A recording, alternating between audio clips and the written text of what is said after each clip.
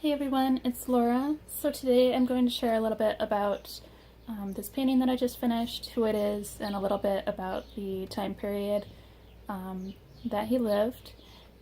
So in my research, I was looking at different time periods and Elmira's role in those time periods, and one of the time periods that I started with was the Underground Railroad. It's something that I had heard our area had kind of a bigger role in it. I wasn't sure how true that was, so I wanted to do some research. And I did find quite a bit of different things for that time period, so I want to kind of share what I found. So there's a lot of different names, some that I was familiar with and some that I wasn't as familiar with, but these were some of the names that came up when I was looking at people who were part of the Underground Railroad. So there was Ariel Thurston, who was a prominent judge during that time period. John Arnott Sr., who was the owner of Chemung Canal Bank. He also, his family is involved with the Arnott Hospital and also the Arnott Art Museum. And then there was Simon Benjamin, who was one of the founders of Elmira College, which at that time was a all-women's college. And then Jarvis Langdon, who is probably better known worldwide as Mark Twain's father-in-law, but he was also a businessman in this particular area, and he provided a lot of funding and shelter and was very active in anti-slavery activities in the area. One of the things that I kind of remembered from when I was a little kid learning about local history was that Frederick Douglass went through this area on his way to freedom, and in the research I found that he had stayed with the Langdon family for a few days, so that was kind of a neat thing to be able to confirm that. And then another thing that's tied a little bit to the Langdon family is that so Quarry Farm was owned by Susan Crane, who was Mark Twain's sister-in-law and was also Jarvis Langdon's daughter.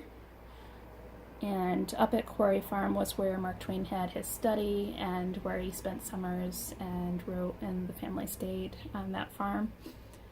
And one of the things that I came across recently was that Mark Twain has an article or story that he wrote. It's called A True Story Repeated Word for Word as I Heard It. And it's an account of one of the people that worked up at Quarry Farm, and her name was Mary Ann Court. So that's something to look up and kind of see what her life was like during this time period. Another thing that I found that I thought was really interesting was that in the 1940s, which was right around this time period of the Underground Railroad, the Abolitionist Church was formed, which it's now known as Park Church, and it was actually created in direct opposition to slavery. So that was kind of a cool thing to find out that that was why it was formed. And George Jones was the sexton of it, which is kind of a good lead-in to who this is here. So George Jones is this person who is John W. Jones. George is his brother, so that's kind of how it ties into the Jones family. And so John W. Jones was a prominent person for the Underground Railroad in this particular area.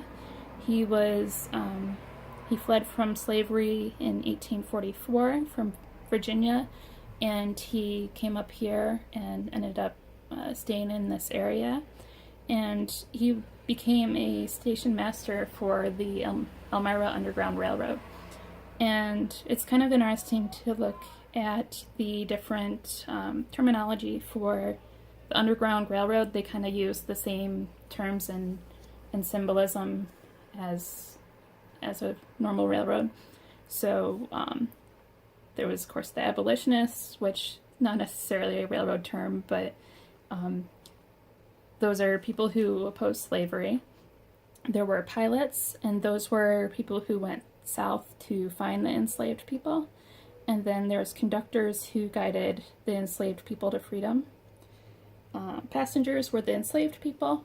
And then stations were homes and businesses where the passengers and conductors could safely hide. And so it helps to know those particular terms so that if you're doing some research on this particular topic or that type of thing, that you're able to kind of follow along with who has what role. So John W. Jones was a station master for Elmira, which meant he kept one of the stations here in Elmira. The stations, according to what I found, they were placed about 10 to 15 miles apart. That way people could get safely from one place to the other without being captured.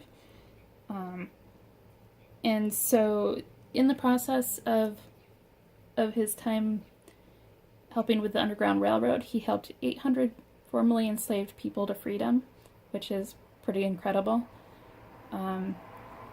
He was also a sexton at the First Baptist Church in 1847, and in his role there, he kept records of deceased people in the 2nd Street Cemetery, and he had that position for over 40 years. And then during the Civil War, he was the person who buried the Confederate soldiers from the Elmira prison camp. He buried almost 3,000 different soldiers, which can be found in the Woodlawn Cemetery, which is considered a national cemetery. And he kept really precise records as far as who the soldiers were, and everything was marked on their coffins, their graves, so that they could be clearly identified. And from that particular job, he was able to earn enough money to buy a farm, which is actually where the John W. Jones Museum is on Davis Street. So he was able to buy a farm, and he was actually one of the wealthiest black men in this particular region in New York. So there's a lot of interesting information about his life and different things like that. One thing I came across was that somewhere it's recorded the 800 people that he helped bring to freedom, and so that's something that I kind of want to dig into a little bit further and see the names and the records that he kept as far as that. And I also want to kind of look at the John W. Jones Museum when it's back open and everything, just to learn more about his life and his impact on this particular area. So this is a little bit about that and some local history. So if you have any questions or you know a little bit more about any of these topics, feel free to comment or ask or that type of thing.